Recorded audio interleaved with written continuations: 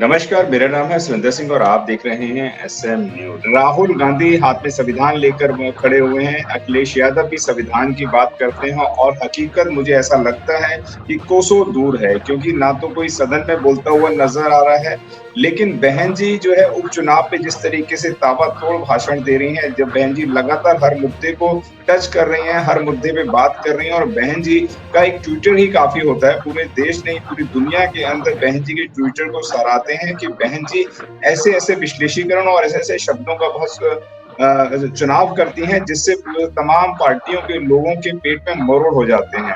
तो क्या कहेंगे कि उपचुनाव की बहन जी ने जिस तरीके से घोषणा करी है, लेकिन उसी के खिलाफ जो है इस वक्त राहुल गांधी और अखिलेश नजर आ रहे हैं, लेकिन SC/ST रिजर्वेशन पे कोई बात नहीं करते हुए नजर आ रहे थे। क्या कहेंगे बहन जी के आक्रामक तेवरों को देखते हुए आज पूरे देश में ही सबके पेट में मरोड़ क्यों उठ रहे हैं, जबकि सत्ता में नहीं है बहुजन समाज पार्टी? क्या कहेंगे? ये दो लड़कों की जो आपने तस्वीर दिखाई है भारतीय संविधान के साथ, तो इस तस्वीर के पीछे की थोड़ा हम सच्चाई जान लेते हैं। पहली बात है, सवाल नंबर 1 है कि क्या कांग्रेस पार्टी भारतीय संविधान में विश्वास करती है?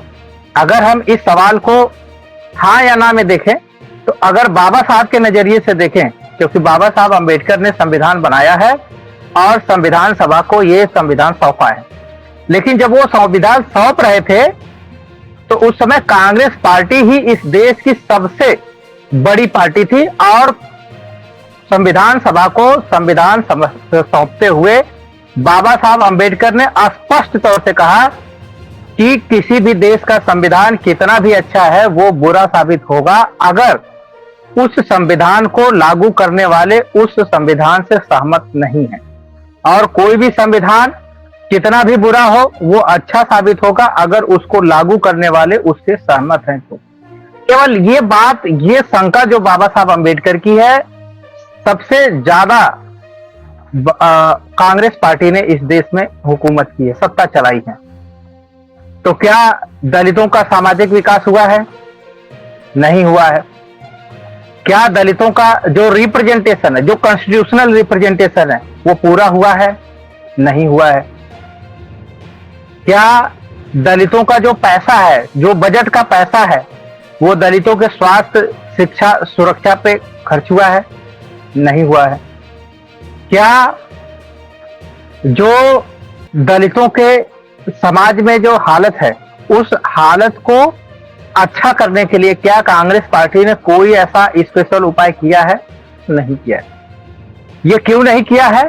ये बात स्पष्ट करता है जो बाबा साहब अंबेडकर की जो चिंता है, जो शंका है, वो कांग्रेस के बारे में एकदम सही है कि कांग्रेस एक जातिवादी, एक मनुवादी, एक ब्राह्मणवादी, एक गांधीवादी पार्टी है।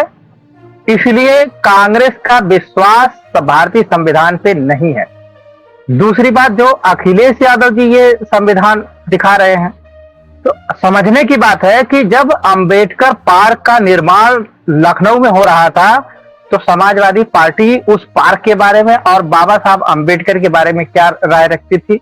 बाबा साहब के सम्मान में बनने वाले पार्क को समाजवादी पार्टी अय्याशी का अड्डा बोलती थी और समाजवादी पार्टी के लीडर बाबा साहब की मूर्तियों को जमीन हड़पने की मूर्ति बोलते थे।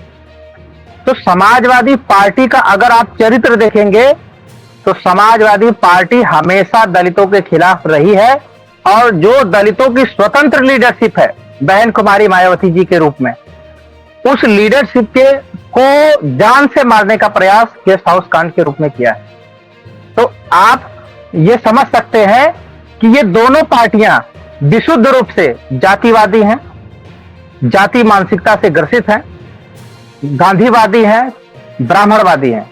तो फिर ये पार्टियों के आज नेता संविधान क्यों दिखा रहे हैं जबकि इनका संविधान से कोई लेना देना नहीं है? जी। वो इसलिए, जैसे आप सुनते होंगे कि जो सांड है वो लाल रंग के कपड़े से जो है ना भड़क जाता है, वैसे इस देश का जो दलित है, इस देश का जो अंबेडकरवादी आवाम है, उसका अगर कोई ग्रंथ है, अगर उसके दिल में कोई किताब बसती है, अगर वो किसी किताब को अपनी सबसे प्रिय किताब मानता है, तो वो भारतीय संविधान है। और वो भारतीय संविधान के प्रति जितना संजीदा है उतना वो किसी बात के लिए संजीदा नहीं। और दलितों ने, अंबेडकरवादियों ने जब से कांग्रेस पार्टी की हकीकत लोगों के सामने, जनता के बीच में समझाना शुरू किया है, तब से कांग्रेस पार्टी जो कभी इस देश को एक छत्र हुकूमत करती थी, आज वो जो है विपक्ष का लीडर तक नहीं बना पा रही है।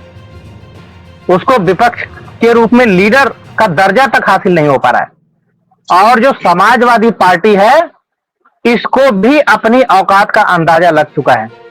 इन्होंने कैसे दलितों का वोट हासिल किया जाए, इसलिए दलितों को गुमराह करने के लिए, अगर जैसे सांड को भड़काने के लिए लाल कपड़े का इस्तेमाल करते हैं, वैसे दलितों का वोट हड़पने के लिए ये संविधान का इस्तेमाल कर रहे हैं।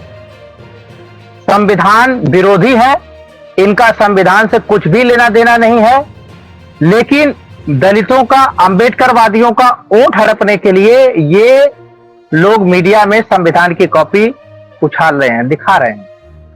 अब आपने जो सवाल पूछा है कि भाई ये लोग संविधान तो दिखा रहे हैं, लेकिन जब दलितों के आरक्षण पे हमला हो रहा है तो इनके मुंह में दही जमी हुई है। तो मैं आपको फिर बता दूं कि ये लोग मूल रूप से दलितों के, अंबेडकरवादियों के आरक्षण के विरोधी हैं। इसलिए जब आरक्षण पे हमला हो रहा है तो ये शांत है, क्योंकि ये आरक्षण विरोधी है और आरक्षण विरोधियों के हित में ये शांत है। इनका कोई संविधान से लेना देना नहीं है। इनका संविधान सामाजिक न्याय की ये बात, अगर जो पार्टी सामाजिक न्याय की बात करती है, क्या वो पार्टी गुंडों को संरक्षण दे सकती है? क्या वो पार्टी बलात्कारियों का संरक्षण कर सकती है?